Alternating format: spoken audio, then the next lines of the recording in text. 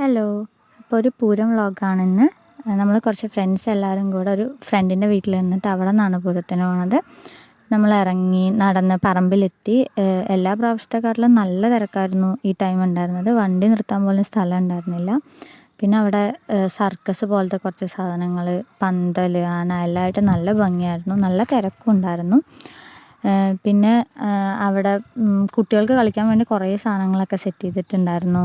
കുറച്ച് നേരം പഞ്ചവാദ്യമൊക്കെ കണ്ട് നിന്നിട്ട് പിന്നെ വടക്കം പൊട്ടണ അങ്ങോട്ടേക്ക് പോയി. അവിടെ ഓൾറെഡി എല്ലാവരും സ്ഥലമൊക്കെ പിടിച്ച് നിൽക്കുന്നുണ്ടായിരുന്നു. പിന്നെ പടക്കമൊക്കെ പൊട്ടുന്നത് കണ്ടു.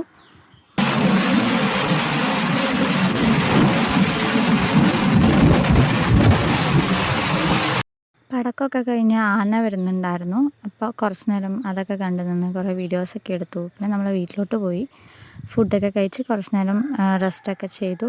ഉറങ്ങാനുള്ള ടൈമൊന്നും കിട്ടിയില്ല. ഒരു മണി വരെ റെസ്റ്റ് ചെയ്യുമ്പോഴത്തേക്കും തിരിച്ചു വരാനായി. പിന്നെ ഒരു മണിയാകുമ്പോൾ വീണ്ടും പറമ്പിലോട്ട് തന്നെ വന്നു. ഉള്ള സാധനത്തിലൊക്കെ കുറച്ച് കയറി. അപ്പോഴത്തേക്കും വീണ്ടും പടക്കം പൊട്ടാനായി. 3 ദേശത്തിൻ്റെ പടക്കം ഉണ്ടായിരുന്നു. അത് 3ഉം കഴിയുമ്പോഴത്തേക്കും രാവിലെ ഒരു 5:30 ആയി.